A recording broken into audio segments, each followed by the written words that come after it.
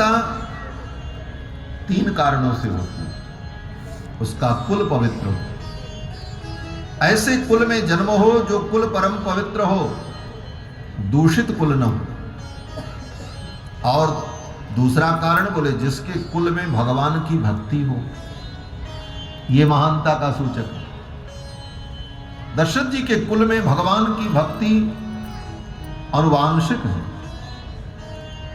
इक्ष्वाकु मनु जब इस धरती पर आए थे, उस समय ब्रह्मा जी के द्वारा रंगनाथ भगवान की मूर्ति को प्राप्त करके इक्ष्वाकु मनु अयोध्या में रंगनाथ भगवान को विराजमान करके उनकी पूजा करते थे, और पूरे वंश में रंगनाथ भगवान की पीढ़ी दर पीढ़ी पूजा होती चली आई। उन्हीं रंगनाथ भगवान की पूजा के लिए कौशल्या जी ने भोग लगाया था, तो राम जी वहां प्रकट हो गए, जो लीला भी आपने सुनी। ऐसा भक्त वंश है अयोध्या का रघुवंश।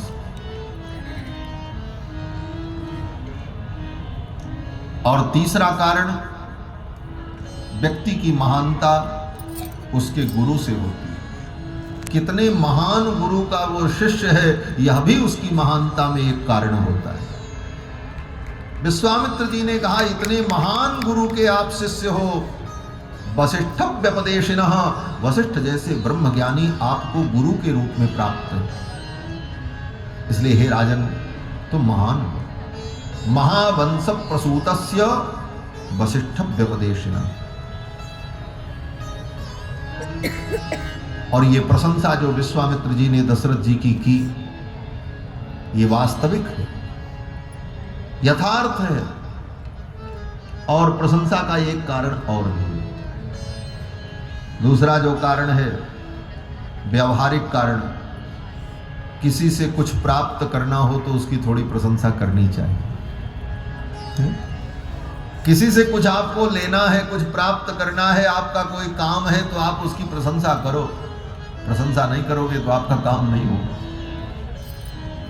विश्वामित्र जी ने सोचा, हम राम जी को मांगने आए हैं, इनकी थोड़ी प्रशंसा करेंगे तो ये प्रसन्न होंगे और हमारी बात मान लेंगे, हमारी इच्छा पूर्ण हो जाएगी। इस दृष्टि से भी विश्वामित्र जी ने प्रशंसा की, क्योंकि प्रशंसा करने से व्यक्ति प्रसन्न हो जाता है। न देने का मन हो फिर भी व्यक्ति कुछ न कुछ दे ही देता है। एक बड़ी सुंदर कथा है। एक पंडित जी थे, बड़े गरीब थे। उनकी पत्नी ने कहा, राजा के पास जाओ, कुछ अच्छी ज्ञान की बातें सुनाओ, कुछ साहित्य कला का प्रदर्शन करो तो महाराज कुछ देंगे, हमारी विपन्नता दूर हो जाएगी। पंडित जी बड़े बुद्धिमान थे, संस्कृत के श्लोक बना लेते थे, विद्वान थे। राजा के दरबार में पहुंचे और पहुंचते ही राजा भोज के दरबार में पहुंचे। राजा भोज भगवान शंकर का भक्त था। राजा भोज के दरबार में पंडित जी पहुंचे। पंडित जी जानते थे भगवान शंकर का भक्त है, तो जाते ही उन्होंने कहा, राजन जय शंकर की। और जो ही कहा राजन जय शंकर की, राजा प्रसन्न हो गया। ये तो हमारे आराध्य के भक्त हैं। आइए महाराज, विराजिए। आसन दिया। बोले महाराज कैसे आना हुआ, कहां से आगमन हुआ? तो पंडित जी तो बड़े बुद्धिमान थे। पंडित जी ने कहा, मैं सीधे कैलाश से आ रहा हूं। राजा ने कहा, कैलाश से? बोले हाँ, कैलाश से आ रहा हूं। बोले कैलाश में तो भगवान शंकर का निवास है। पंडित जी ने कहा, वो हमारे पड़ोसी हैं। अब तो राजा चौंका। बोले आपके पड़ोसी? बोले हाँ। बोले तो प्रभु भगवान शंकर का क्या समाचार है, कुछ उनका वृत्तांत सुनाओ। पंडित जी ने कहा, भगवान शंकर का समाचार ठीक नहीं है। राजा ने कहा, क्या हुआ? बोले वो तो मर गए। पंडित जी ने कहा, मर गए? राजा ने कहा, अरे क्या बोलते हो महाराज, भगवान भी कहीं मरते हैं? पंडित जी ने कहा, कोई कहीं मरता है? शरीर ही तो छोड़ता है, मरता तो कोई भी नहीं। हम आप भी तो नहीं मरते, शरीर छोड़ देते। अच्छा, हाँ, भगवान शंकर ने भी अपना शरीर छोड़ दिया।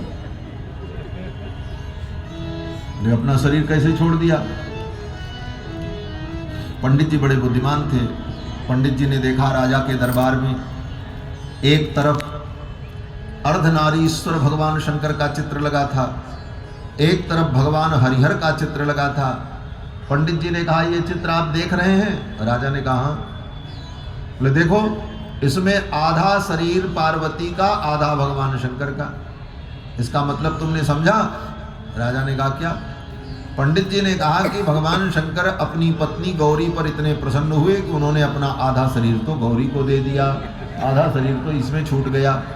अब आधा जो बचा था, इधर का फोटो दिखाया, वो फोटो लगी थी, चित्र लगा, भगवान हरिहर। हरिहर में आधे भगवान विष्णु होते हैं, आधे शंकर होते हैं। उस रूप को दिखा करके पंडित जी ने कहा कि भगवान विष्णु से भोलेनाथ का इतना प्रेम कि इन्होंने अपना आधा शरीर भगवान विष्णु को दे दिया। तो आधा तो पत्नी ले गई और आधा परमेश्वर ले गए, शंकर जी का तो शरीर समाप्त। राजा ने कहा पंडित तो बड़ा चतुर है भाई, तर्क तो इसने ठीक दिया, बात सिद्ध कर दी, समझा दिया। बोले और उनके परिवार के लोग? पंडित जी ने कहा परिवार के लोग कौन? कार्तिकेय देव सेनापति बनकर के स्वर्ग में चले गए। गणेश जी अपना घूम घूम करके पूजा रहे हैं, चारों तरफ उनकी पूजा हो रही है। पार्वती बोले वो अपने नैहर चली गई। और नंदी बोले नंदी भी जंगल में कहीं चर रहा होगा, घास खा रहा होगा। हम जब वहां पहुंचे तो कैलाश में कुछ नहीं था, केवल दो चीजें वहां पर थी। बोले क्या? पंडित जी ने कहा एक कोई चीज चमक रही थी, बहुत चमक रही थी, और भगवान शंकर का भिक्षा पात्र वहां पर रखा था। दो चीजें थी क्यों? सन्निकट जाकर के हमने देखा तो जो चमक रही थी वस्तु वो क्या थी? बोले भगवान शंकर की उदारता थी। भगवान शंकर की उदारता चमक रही थी और भिक्षा पात्र वहां रखा था।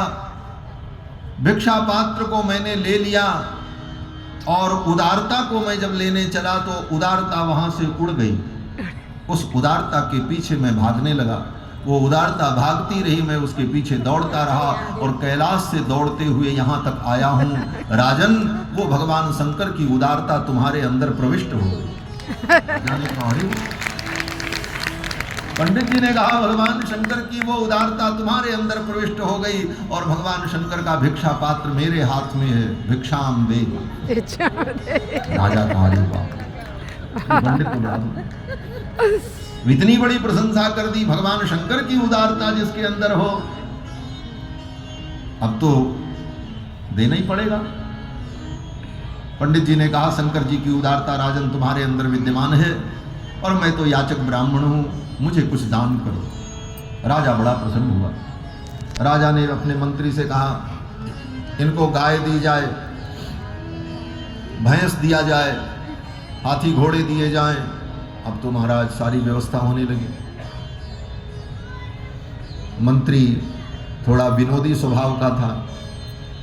मंत्री ने क्या किया? बोले एक बूढ़ी भैंस ला करके खड़ी कर दी।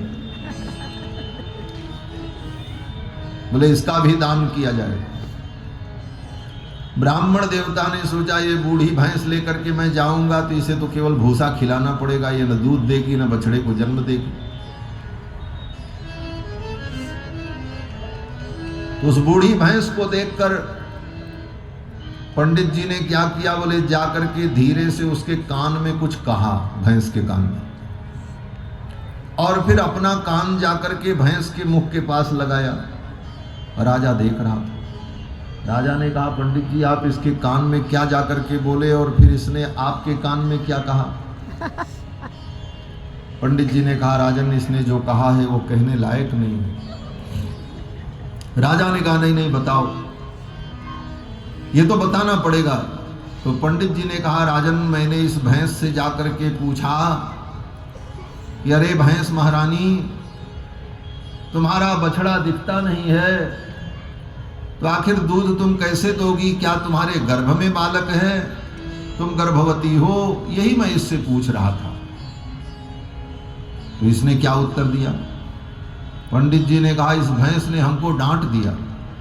बोले डांट दिया? बोले हाँ। डांटते हुए भैंस ने कहा अरे पंडित तुम्हें पता नहीं मैं महिषासुर की पत्नी हूं, मेरा पति महिषासुर सतयुग में मारा गया और तब से मैं विधवा हो गई।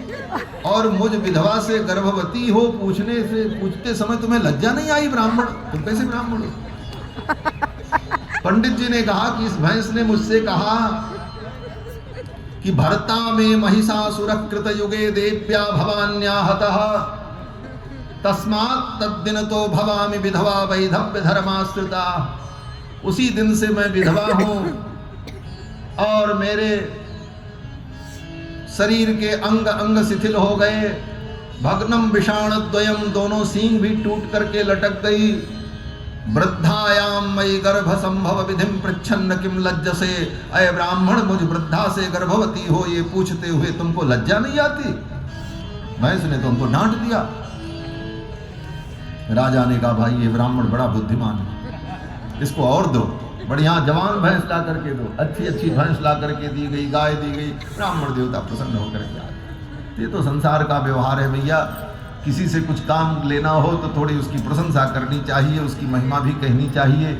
विश्वामित्र जी ने खूब महिमा गान किया। विश्वामित्र जी ने कहा राजन तुम बड़े महान हो, महावंश प्रसूतस्य वसिष्ठ व्यपदेशिनः। और तब विश्वामित्र जी ने कहा कि मैं आपके कुमार रघुनंदन को लेने आया हूं। आप अपने कुमार रघुनंदन को हमारे साथ विदा कर दो, कुमार लक्ष्मण के सहित। इनके द्वारा मेरे यज्ञ की रक्षा होगी, असुरों का संहार होगा और इनका परम कल्याण होगा। अनुज समेत देहु रघुनाथा, निश्चर बधमय होव सनाथा।